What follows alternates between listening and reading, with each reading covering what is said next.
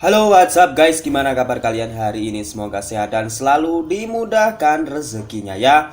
Baiklah, pada video kali ini Mimin kembali menceritakan sebuah alur cerita film yang sangat seru nih guys. Film ini berjudul Sniper Legacy. Kembali lagi Mimin ingatkan untuk kalian bahwa video ini hanyalah sebuah spoiler. Jadi jika kalian ingin menikmati alur ceritanya, maka silahkan menonton filmnya terlebih dahulu secara utuh. Dan tanpa berlama-lama lagi, yuk kita masuk ke filmnya. Semongko.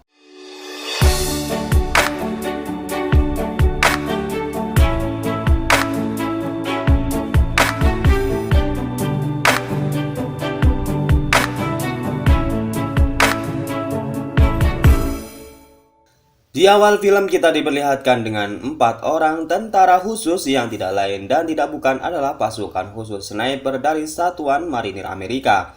Mereka ditugaskan mengawasi pasukan pemberontak di perbatasan Turki. Dan tak lama setelah itu para pemberontak datang dan para warga yang akan melakukan perjalanan ke sebuah tempat. Di saat bersamaan target kelompok pemberontak pun terlihat dan sniper pun mulai membidik target tersebut. Namun sayang tembakan dari sniper meleset dan menyebabkan posisi aman mereka sekarang diketahui musuh.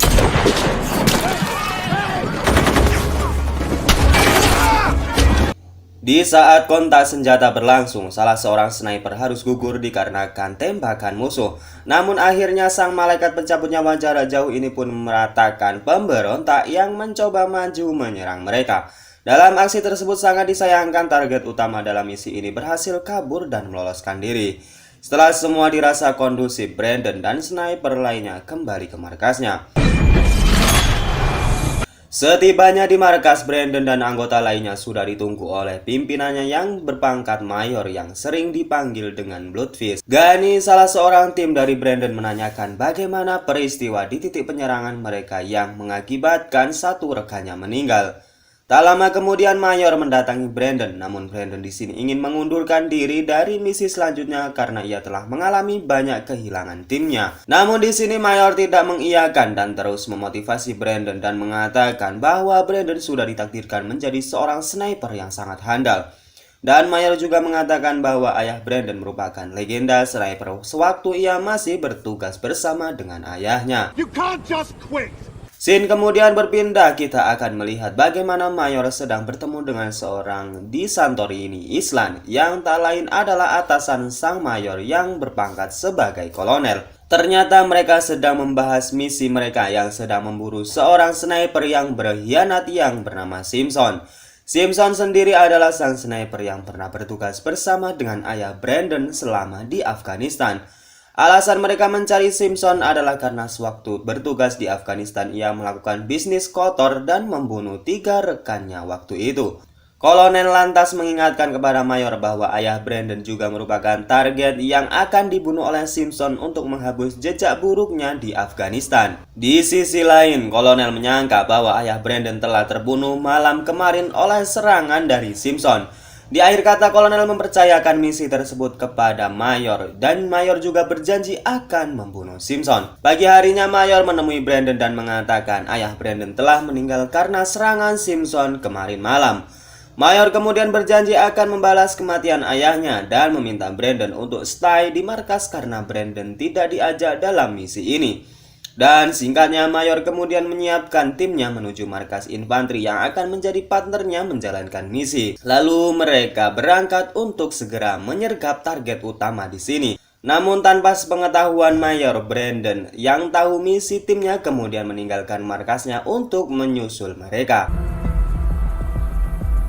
Setelah melakukan persiapan dan strategi yang matang, mereka kemudian membagi tugas dan telah menempatkan posisi sniper di pos-posnya masing-masing.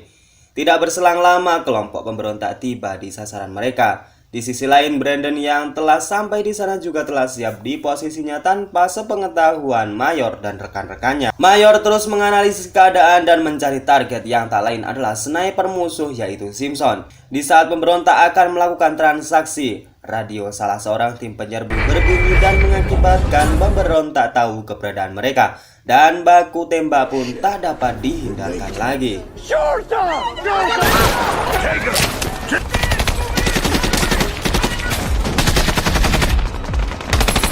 Di tengah hiruk pikuknya baku tembak tersebut terdapat serangan berupa tembakan yang secara misterius. Di sini dapat dilihat bahwa sniper tersebut merupakan dari arah sang lawan. Mayor yang sebagai sniper berpengalaman kemudian menganalisis keadaan dan terus mencari sniper musuh. Setelah mereka mengetahuinya, Mayor kemudian menembaknya dan kita disajikan dengan adegan di mana Mayor berhasil menembak 2 orang hanya dengan 1 peluru.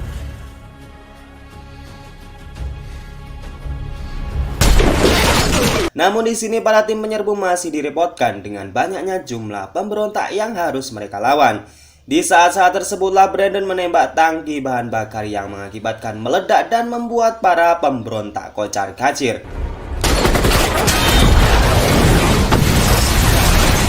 Para tim Mayor kemudian menyadari bahwa Brandon lah yang melakukannya. Atas kejadian tersebut membuat para sniper dengan mudah melumat pemberontak dari kejauhan.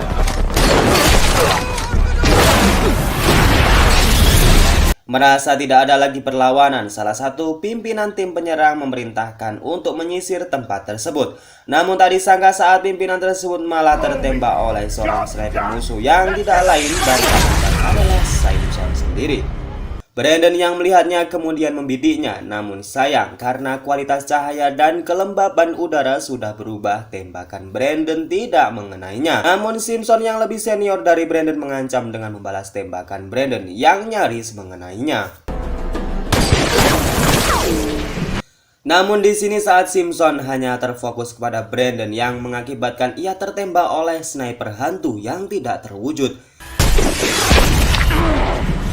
Merasa dirinya terluka, Simpson kemudian memutuskan untuk melarikan diri. Dan Brandon yang melihat Simpson pergi langsung mengejarnya ke semak-semak.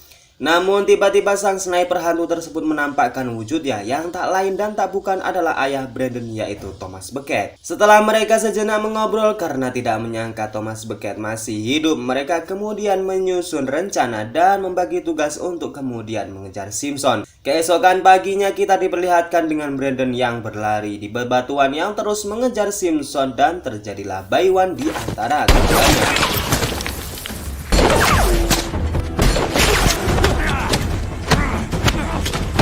Namun sayang seribu sayang Simpson masih di atas angin dari Brandon. Simpson kemudian memukul Brandon dengan senapan miliknya sendiri hingga pingsan. Saat Brandon tersadar, ia sangat terkejut dengan kehadiran dari ayahnya yang masih hidup. Singkatnya mereka berdua kemudian menyebar untuk mencari rekan-rekannya. Saat semua sudah terkumpul, Brandon teringat perkataan Simpson yang mengatakan bahwa ia akan mencari dan membunuh ayah Brandon serta kolonel di satu tempat yang sama.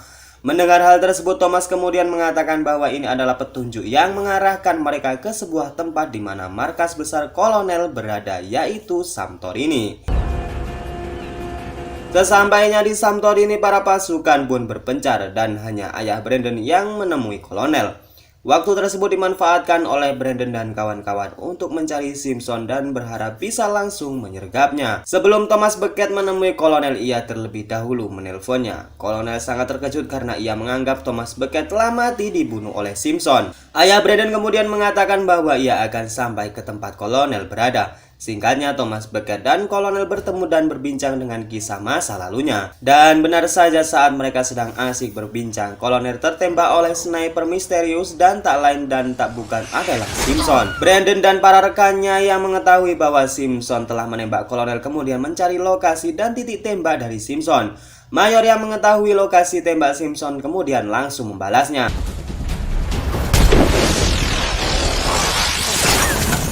Sayang bidikan Mayor masih meleset karena jarak yang cukup jauh. Simpson yang mengetahui keberadaannya sudah diketahui pun langsung melarikan diri. Namun ternyata hal tersebut hanya sebuah pancingan untuk anggota Mayor agar masuk ke jebakannya. Di sebuah lereng yang rimbun, Gunny yang melihat Simpson terus mengejarnya. Namun tiba-tiba Simpson menghilang dengan cepat. Saat Gunny lengah, tiba-tiba Simpson sudah di depannya dan langsung menodongkan pistolnya. Untung saja Brandon segera datang dan langsung menodongkan senjata ke arah Simpson. Namun Simpson tetaplah Simpson. Ia dengan kejamnya menembak Gunny dan Brandon juga tidak bisa menembaknya. Blow his fucking head off, Sarge! Brandon terus berlari mengejarnya dan Simpson dengan sengaja memancing Brandon agar masuk ke dalam perangkapnya, yaitu sebuah senjata sniper otomatis yang telah diproyeksikan dengan ponsel miliknya. Saat Brandon tepat di bidikannya, Simpson langsung menembaknya. Namun di sini Brandon dapat menghindari tembakan otomatis tersebut. Welcome to my kill zone, Junior. Di sisi lain kita akan melihat Thomas Beckett yang melepas kabel senjata otomatis tersebut. Yang itu artinya senjata tersebut sekarang hanya bisa digunakan secara manual. Brandon yang mengetahui lokasi Simpson terus memberikan tembakan ke arahnya. Dan mereka pun melanjutkan bayuan kemarin. Saat Brandon lengah, Simpson berhasil mengambil senjata miliknya yang jatuh dan menodongkan pistol ke arah Brandon. Namun di sini Simpson tidak menyadari bahwa ia sudah dibidik oleh Thomas Beckett. Melihat anaknya dalam bahaya, Thomas kemudian melepaskan tembakan tepat mengenai lengan Simpson agar menyadari bahwa Thomas ada di sana. Dan pada klimaksnya Thomas kemudian mengakhiri jumpa siang itu dengan tembakan tepat di tempurung batok kepalanya. Mama. Fucking Beckett. Dan film ini pun selesai. Oke, gimana guys? Emang nggak ada obat ya kalau ngomongin Thomas Beckett dan Brandon Beckett, yang mereka selaras sebagai ikatan ayah dan anak. Memang tidak salah sebuah kata dari orang bijak yang mengatakan buah jatuh tak jauh dari pohonnya. Dan memang inilah kenyataannya. Jika kalian suka dengan konten saya, mohon kiranya untuk tak keberatan memencet tombol like dan subrek ya, serta share ke teman-teman kalian. Dan saya Najwa undur diri, see you next time, dan bye-bye.